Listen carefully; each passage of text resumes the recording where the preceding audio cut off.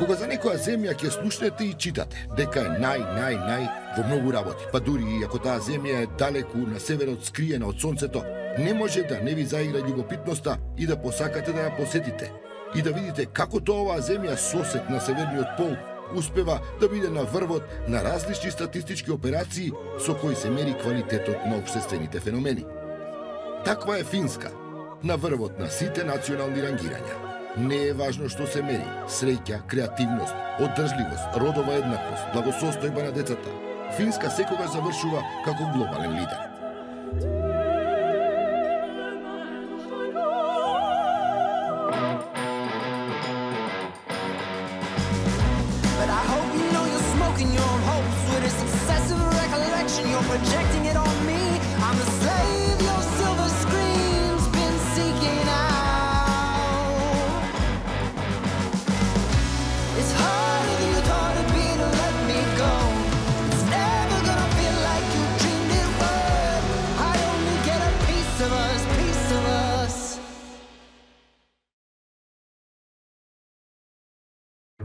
За 2021-та, например, Финска е број 1 во светот во просперитет, одржливост, иновативност на општеството, екосистем на стартапи, благосостојбата на жени и деца. Финска е прва земја во светот која на жените, например, им дала право на глас и правото да бидат бирани во парламентот. Првиот фински парламент во 1906-та има 19 жени од 200 пратеници. Финска е број 1 и во квалитет на јавното здравство. Изгорана се, прогласени се како најсреќна нација.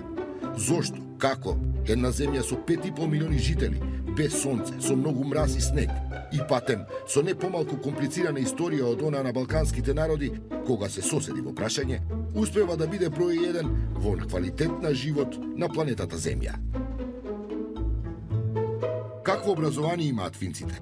Прво се упатив во едно средно школо во главниот град на Финска, Хелсинки, за да се запознам со учениците и со нив да поразговарам за финското чудо од образование. Are you proud that you are a part of the best education system in the world? Yes, very proud. Yeah. Of course. Mm-hmm. But when this is the only system we've seen, or like we three have seen, so it's a bit hard to like even imagine how it's in other schools and other countries, because we've seen this and it works for us, and as they say, it works very well if you look at the PISA and other, but yeah. And everything works really well, I would say, and like we have a lot of freedom ourselves and a lot of responsibility that they don't have in many schools, like in other like countries. So yeah, and I think that we get a really good base to like, continue from that. Yeah. You said you if I well understood, you came from Australia. Yeah, I was there for a year. Yeah. If you make a comparison, what you would say? Well, they treat us like adults in Finland, and they give us, like I said, a lot of freedom to do what we want to, and it's our responsibility to graduate and to actually make sure that we go to lessons. So that's something I value a lot, and we can choose ourselves instead of someone else choosing for us. And the teachers as well, they get to choose quite a lot, because they can like put their personal touch on like how they teach us. Like it's a big difference to which teacher you have, how you learn. Yeah. And a lot of teachers are really like into their subject, and they feel proud to like teach us about it. And if you have a good teacher, they can make a subject very interesting, even if I don't think it's that interesting from the beginning. And that's good to have. I have had so many good teachers throughout the years in different subjects. Yeah. And getting so much responsibility, like to choose what you want to learn and how you want to learn it and when you want to learn it and so on. It like gives motivation as well. Like you get more motivated and like involved in your own studies, and and then also we get to choose like from so many different subjects. Like in some countries, they can choose 5 subjects that they study throughout the whole year. But in Finland, we can choose like 10 for each year. Like we can have anything I have like we want 20 subjects. Yeah, like you can have 15, 20, like how many you want, basically. So you make your we plan our own. Yeah. It's like individual for each one. So Yeah, we start school at different times, we end school at different times. Yeah, it's really individual. Одговорот кој таму го најдов е дека причината за таквиот просперитет на ово општество е нивниот успех да го изградат најдобриот образовен систем на светот во последните 3 децении, кој се зема како пример од сите најразвиени држави. Потоа замина со некои од моите соговорници ученици во училишната кантина. Оброкот е редовен, бесплатен и по правило здрав. Имав можност и да пробам. Јадењето е бесплатно за сите и еве ја да искористам приликата. Поручекот ме прими директорот на училиштето. Првото мое прашање за него е што тоа го прави финскиот систем уникатен и како тој го толкува успехот на глобално ниво. The other point of effectiveness is what happens to our kids after the school. Do they manage in society as well as they should manage when they have so good academic levels? And I would say that our academic levels are very fine, and our students are also managing very well when they are adult people and they have their own families. So I would say that our school system is creating young people who are managing very well in the future. And that's the best point of our school system. Not only the level of school system, but those things which we are creating for young people, how to behave, how to manage, how to work, how to be a mother or father when they get grown-up people. Посетивме неколку училишта во Хелсинки, средни, основни и секаде насмеани деца на кои одењето на училиште им прави очигледно задоволство. Директорката во едно од основните училишта ни раскажуваше за нејзините приоритети како одговорна за овие деца. The first one is the joy of learning, that in every day when a child comes to school, he can find a joy of learning. He learns something new every day. Then equality, that we are giving the equality or equal education to every children, even they are coming in which kind of backgrounds and in which places in Finland, everywhere the equal education. And then also we have the equality is also for the nationalities or for the backgrounds of different cultures in Finnish schools also. Then safetyness, that the parents can trust when they took children to school in the morning, they trust that we make our best and take good care of their children the whole school day. Како и колку време на финците им требаше да стигнат овој светски успех? Приказната за успехот на финското образование започнува во доцните 70-ти години на минатиот век. It's a long story. We started already reforming our system in early 70s. So I guess one of the reasons why Finland has been so successful is that there has been a continuation of the education policies. We had a major dispute, major political discussion in the end of 60s, and we changed our system entirely, completely. And no matter what the opinions were in the midst of this political debate, after the decision was made, that's very Finnish by the way, Finnish way of making politics, that after the decision was made, everybody stick to the decision. And no matter whether there has been a conservative government or social democratic government or whatever government, the basics have remained the same. So there has been a continuation. Of course, reforms have been made and some changes have been made, but the basic structure have been the same. And I guess the other reason, if I may, has been also that we fully understood that when we are changing the system, it's not enough to change the system and structure, and it's not enough to change the content of the studies, but we also need the teachers and teacher training to be changed. So it's kind of a whole package which we are making. Финска ја познаваме како богата и успешна нација. Тоа е така денеска, но не и од многу одамна. По војната многу финци емигрираат во Шведска, која е далеку пропросперитетна и побогата земја тогаш. Finska se do dostите 70 je dominantno zemljodelska zemlja, koliko što može da se bide vo često brutalните klimatski uslovi daleku na severot. If we go back to the early 60s, Finland was an agricultural country.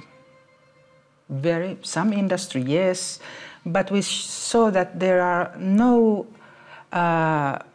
natural resources in Finland. Okay, we have forest and we have water, so there's not very much we can make out of it.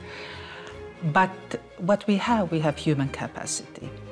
And if we want to raise from agricultural society to competitive industrial society, the only way is to kind of invest to the human capacity.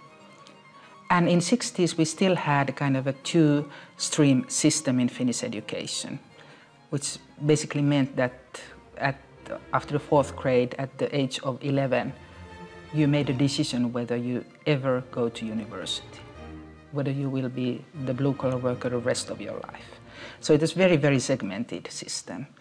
And of course, there was a huge waste of human capacity in that sort of system. I think it's come from the Finnish history. It's a long story, but as you know that we had been, before we were independent 101 years ago, we were part of Sweden and we were part of Russia. And after the Second World War, when we had also our war between Russia and Finland, and after the war, we didn't have almost anything in our country because we lost a lot of good working men at the war, and then also we had a lot to pay for the Russia in different materials before the war. It takes about 8 years to pay all back, which was make an agreement between Russia and Finland after the war. And in 1952, when all those things has paid, the Finnish people just decided that we will make a wonderful country from this, and we have to start to educate all children, even they are living in any area in the Finland, or they are poor, or they are rich, or they are in different religion or country. And they make an equal school system to Finland that every children can get the best education.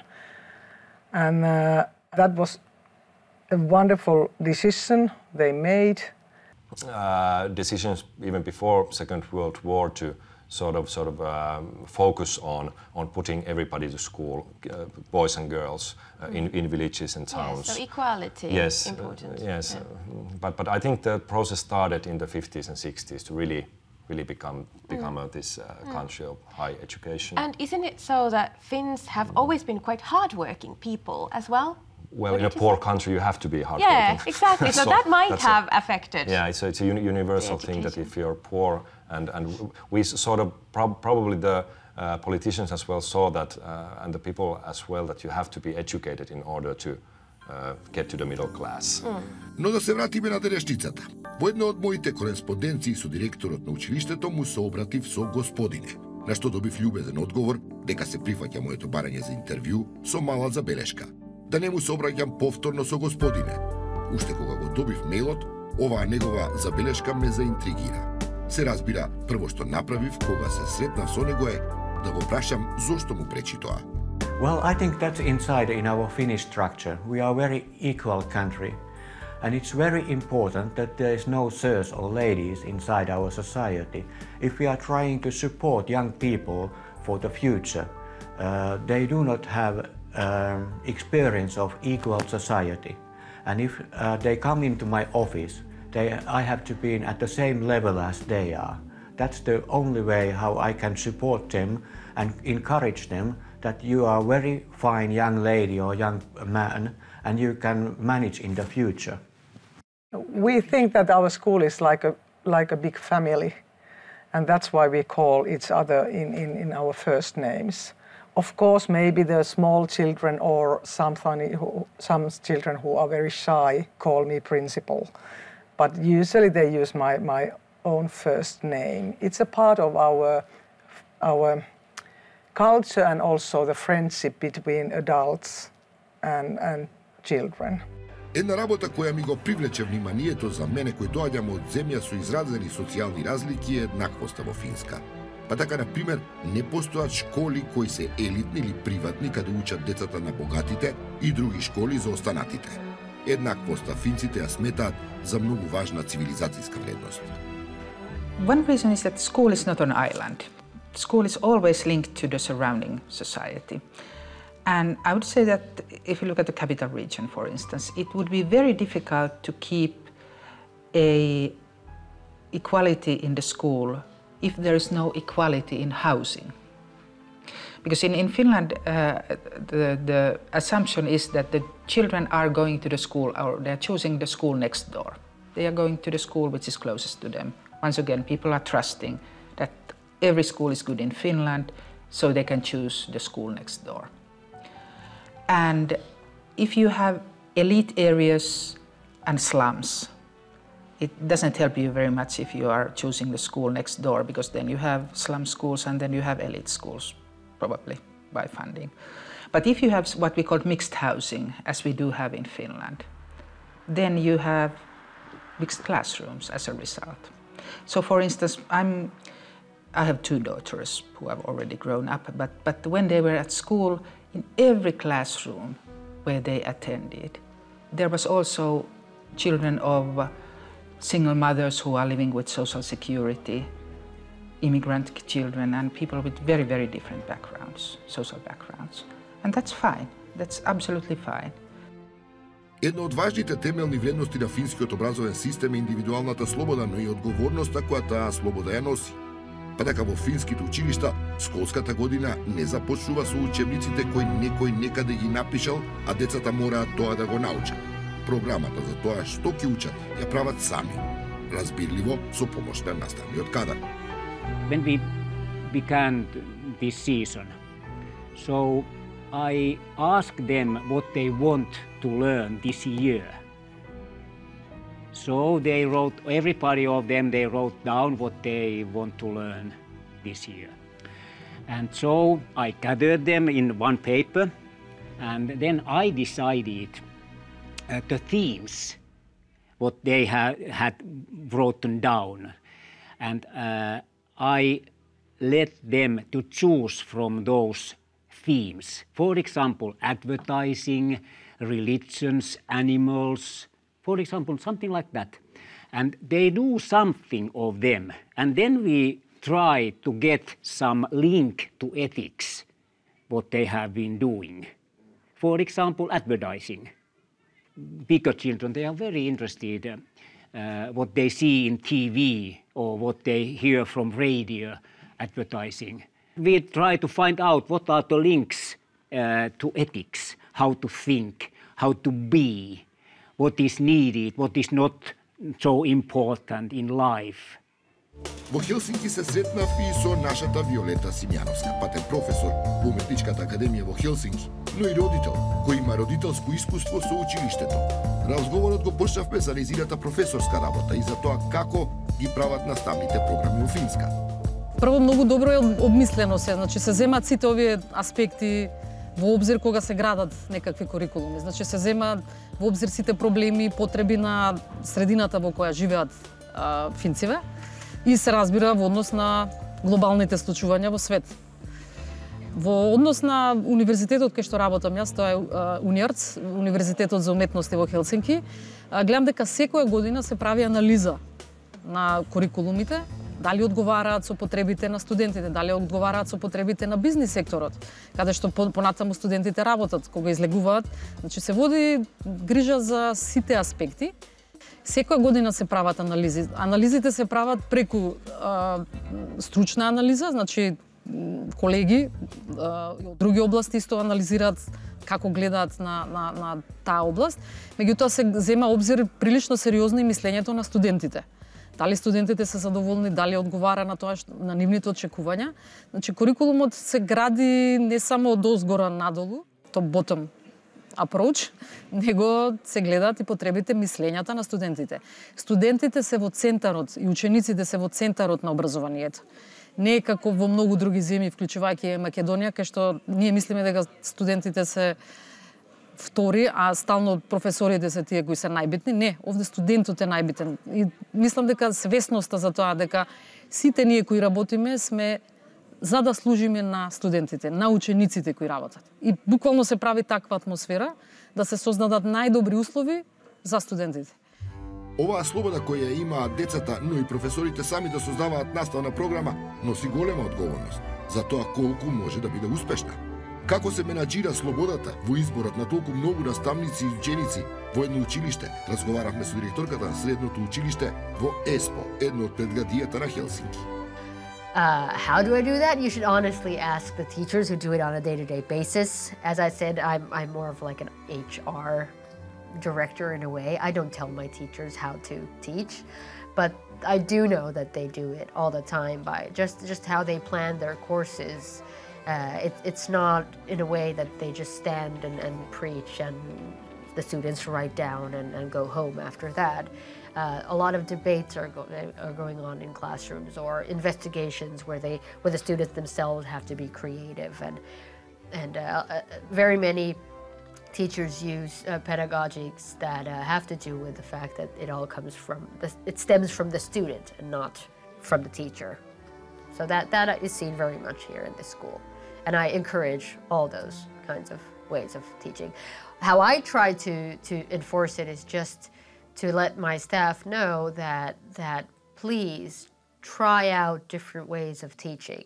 If you fail, if it's not a good idea, it doesn't matter. It's not the end of the world. Then you just ditch that and go on to the next one.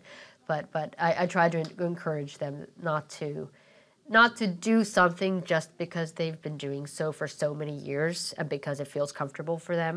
But just, feel free to try out some new stuff and try out some new pedagogics and new learning methods and teaching methods, because, if some of them fail, that's just life. If some of them end up being immensely good ideas that can then be explored further, then what's better than that? Во разговорите на тема креирање на наставната програма, дојдовме и до еден друг важен заклучок или една друга важна темелна вредност на финското општество – довербата. За да бидете слободно да ги оставите да работат оние на кои сте им предпоставени, треба целосно да им верувате.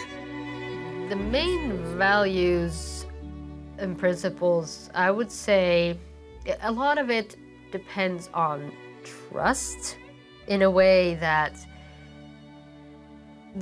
or if we just try to explain like the values in the Finnish school system, trust that the students are able and independent enough to do what they are doing, instead of teachers hovering behind their backs and making sure that everything is done. We talk about these curling parents and helicopter parents. That we don't see that much here in Finland, because there is a certain trust level when it comes to our students that they are independent enough and capable enough to take responsibility and so forth. The whole trust issue is also seen in the relationship between, for instance, the principal and the teachers. I completely trust my staff that they know what they are doing. I completely trust that they can choose the school book that they want to use, the course books that they want to use. I completely trust that they teach the students as well as they can and get the best results possible that they can with the students. We don't have in Finland school inspections, for instance, and I get this question very often, that how do I make sure that my staff is doing a good job? For me, it's if I don't hear anything else, then I know that they're doing a good job. I trust that they're doing a good job. It's only when I hear from parents or students that they're not happy with something, that's when I intervene, but it's first then. I don't go and do checkups or interview my teachers and ask, are you doing this? Are you doing this? I don't check up on the results that they get in the matriculation exams or anything like that. So trust is a big issue in the Finnish education system. За да се има доверба за каква што зборува нашата соговорничка и за да се даде некому слобода, тој некој треба да знае и кои се одговорностите што доаѓаат со таа доверба која му ја давате. Затоа во Финска е мощна и важна едукацијата на наставниот кадар до едно ниво кое гарантира известни интелектуални капацитети. We're not great believers in controlling people. But what we believe is that if we are training teachers, if we are giving teachers to a good education,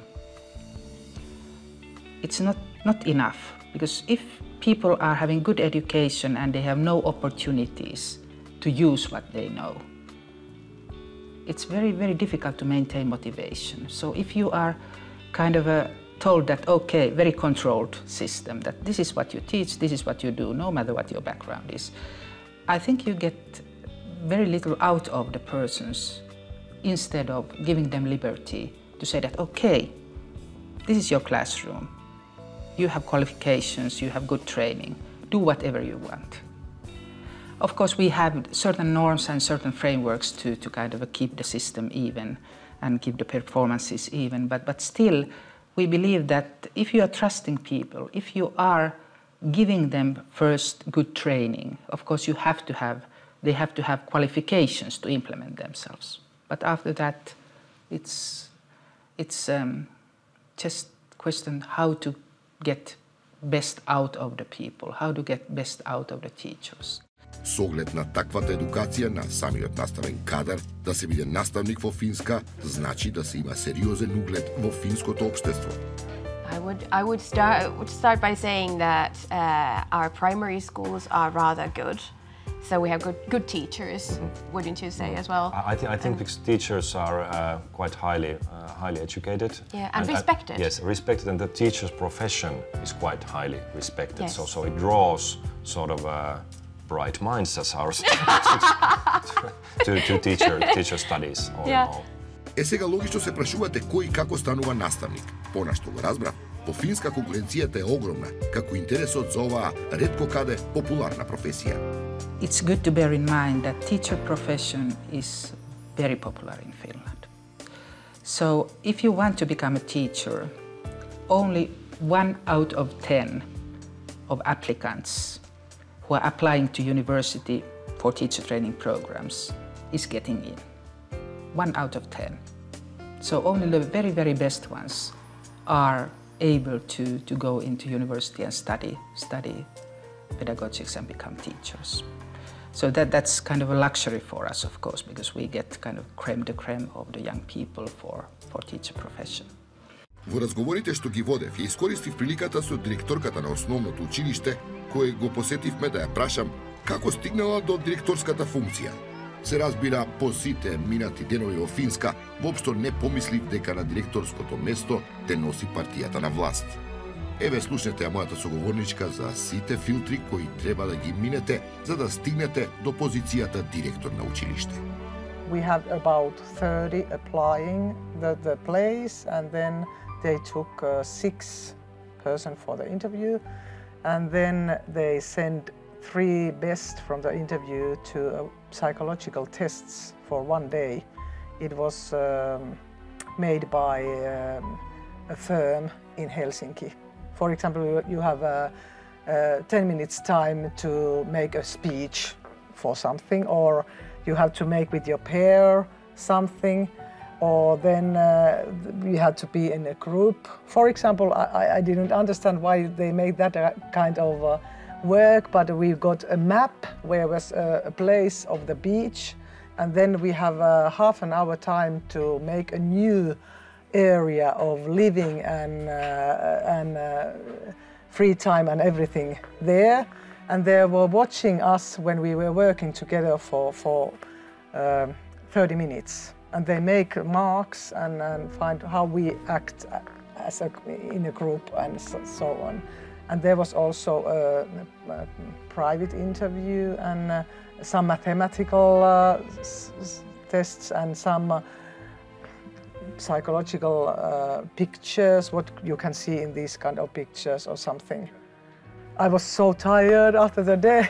I thought, I hope that nobody is asking me anything this night anymore. But then I get a diploma from those tests, and they tell what kind of person I am as a leader, or as a person, or as a co-worker.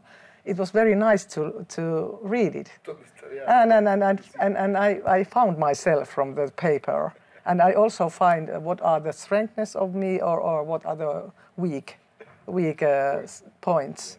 It was very nice, but the whole process take about 2 months, I think, and then I was selected. Знам, ќе помислите дека наставниот кадар во Финска е дебело платен, но ќе ве разочарам ако ви кажам дека наставниците во Финска се далеку од најплатените во Европа со оглед на успехот кој го постигнуваат. Наставниците во Финска се нешто подобро платени од оние во Литванија, а добиваат напола од она што, например, го заработуваат нивните колеги во Луксембург или Германија. You must want to be a teacher. So if I don't like this job, I wouldn't be a teacher, and because the salaries isn't that good comparing the other. It's not about money. Yeah, no. Добро едуциран и добро мотивиран кадар, какви што беа нашите соговорници, има што да ги научи децата. Овој контекст се заинтересирав за наставните содржини. Па така учениците во Финска од најрана возраст во училиштата имаат можност да учат, се разбира, за нивната земја, традиција, обичаи и култура, но разбрани во еден поширок, глобален контекст, кој им овозможува широки видици. I think the most important thing is to get to know the differences of values in the world. That we have a big planet here and different kind of nationalities and cultures and so on, that they get to know the differences and the amount of the varieties. That's the most important thing, that this the Finnish style to live or our habits it's not the only one, that they get to know that there are plenty of others also. And that has been probably rather helpful. And what we are trying to do in Finnish schools, especially with the new curricula, but also earlier, is to create international understanding. Make people and young people understand of different cultures, make them study other languages, make them to look outside of Finland, even outside Europe. And that's probably helpful for us because it makes us to keep doors open, and it makes us to understand foreign languages, foreign cultures, foreign different ways of thinking. So that's probably the Finnish recipe.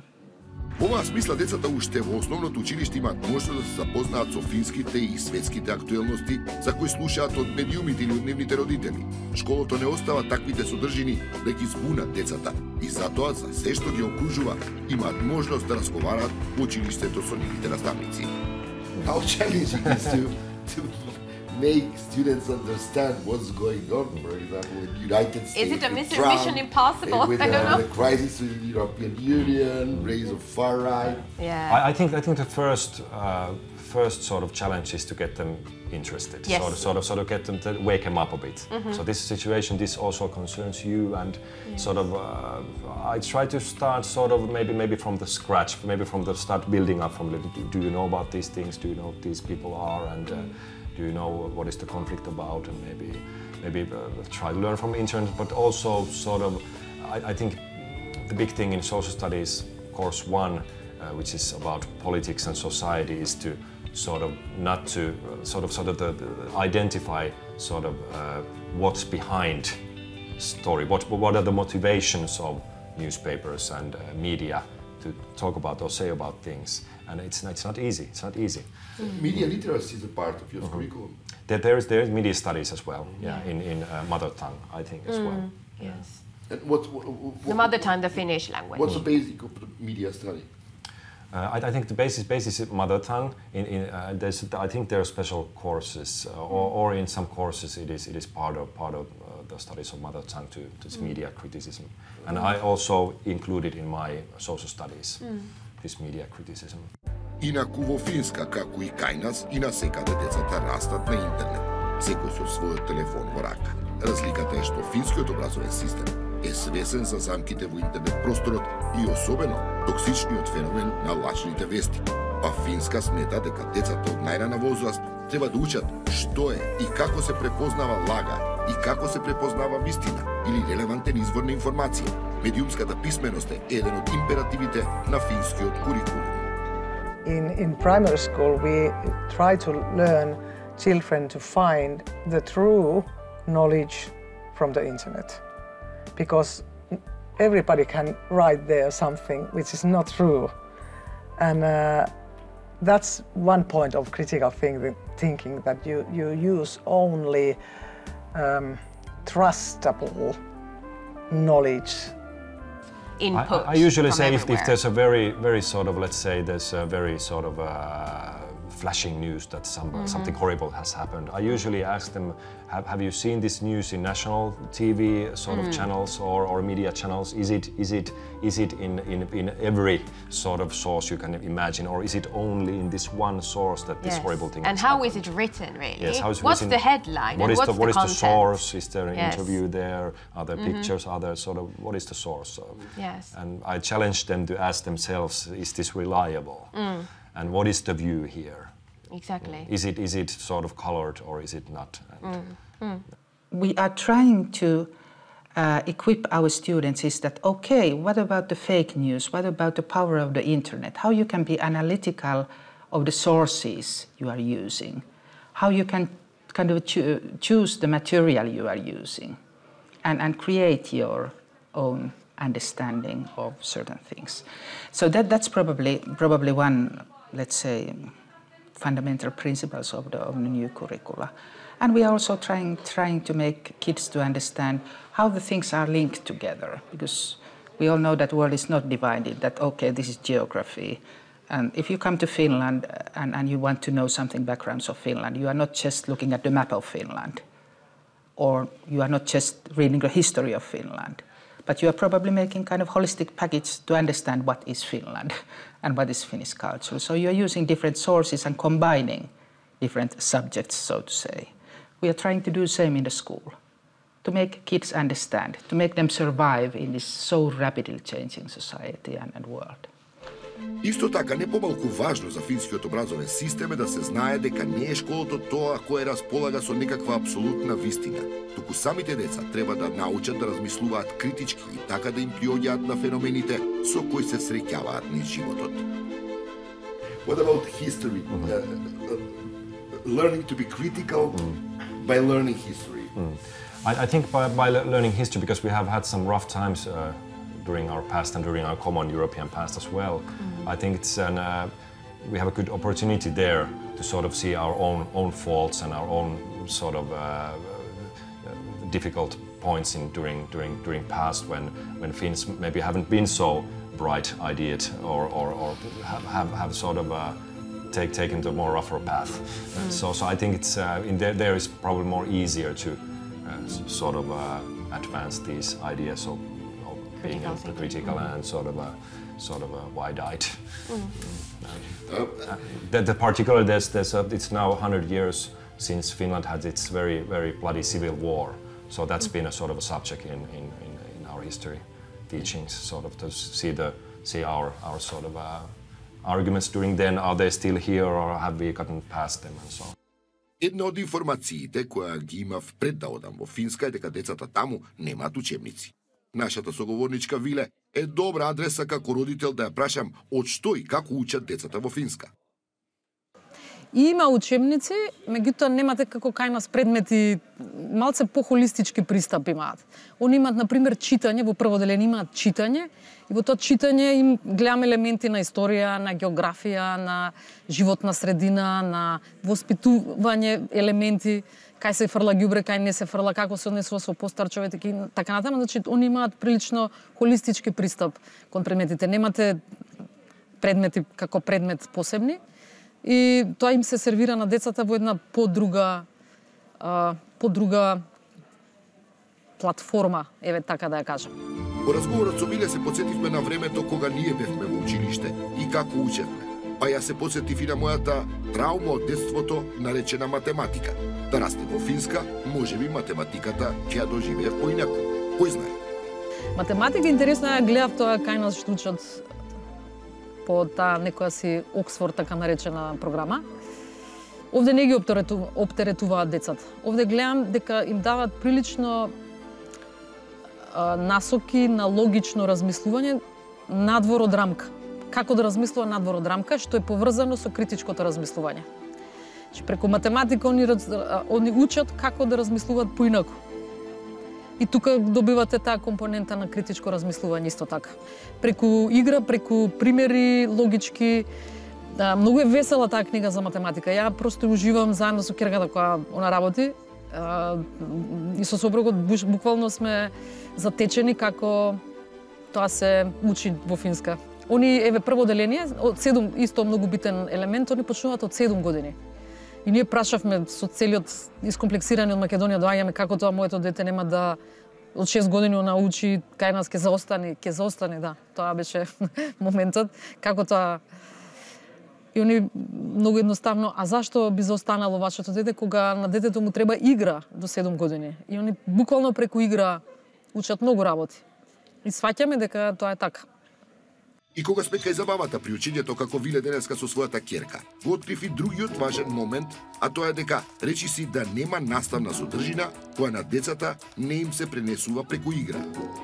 But other than that, we use quite a lot of different games or whatever you would like to call them, learning methods on the internet, like Quizlet, Kahoot, and such.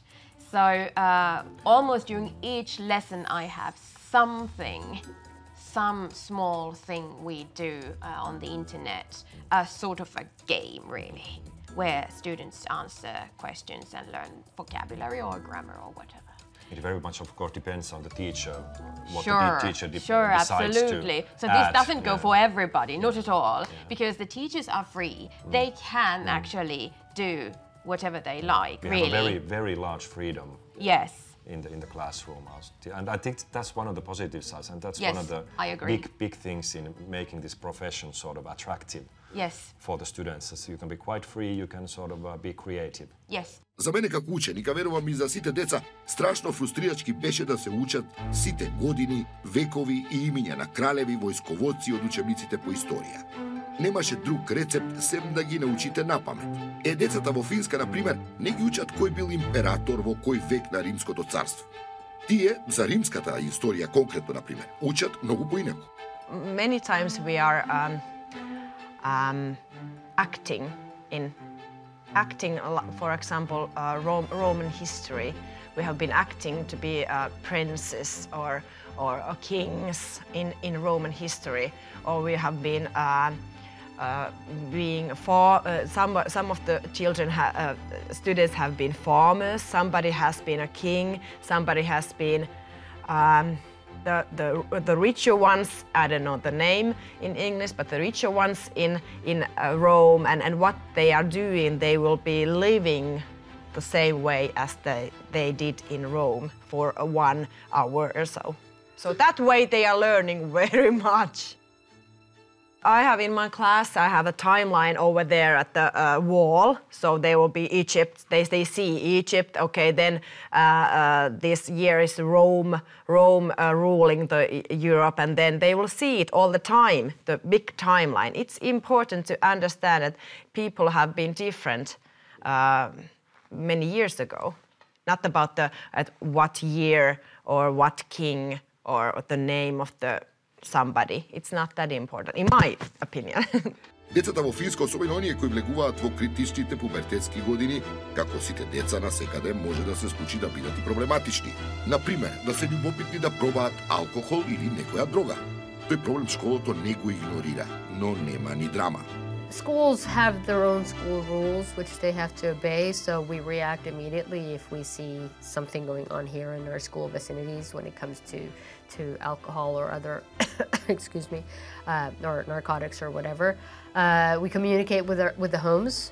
As long as they are under 18, we can freely do that. Then when they turn 18, then it becomes even trickier, because then according to Finnish law, we're not allowed to contact the families anymore unless we get a written permission from the student. When it comes to our teaching and curriculum, we include these aspects into those as well. We invite speakers from the third sector or from different organizations to talk about these kind of issues. So we do as much as we can during the daytime, but then of course evenings it's up to the families and the students themselves. Сега интересно беше како ги решаваат овие прилично незгодни ситуации. Прво, битно е што самата директорка, наша соговорничка, не смета дека е крај на светот ако дете пројави љубопитност и посегне по некој порок. Никој не е совршен, но секој е достоен за почит без разлика на неговата возраст. Well, there are different ways that we have selected. I don't know if we found the perfect one yet, but so far the only way that works at all is discussion, open discussion. Either it's with, between the teacher and the student, or it's between the school social worker and the student, or the nurse and the student, or just to invite other people, like outsiders, that then can have a discussion with the students and the teacher is not present.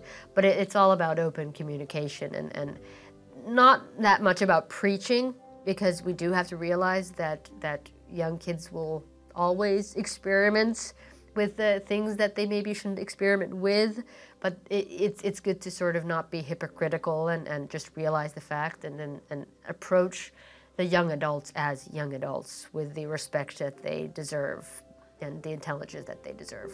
Кога сме кај проблемите во школото, интересно е што во нив наставниците гледаат можност децата од проблемот, конфликтот во кој влегле, да научат нешто повеќе за нив самите, а и за другите. If there comes a battle or some kind of bad things saying to each other, for example, about the religion or something, it's a very good situation to discuss with the children. Why do you say this kind of thing? Do you know another religion, or do you know the culture? So we use those situations at school that we can solve the problem. To debate on it? Yeah. In a...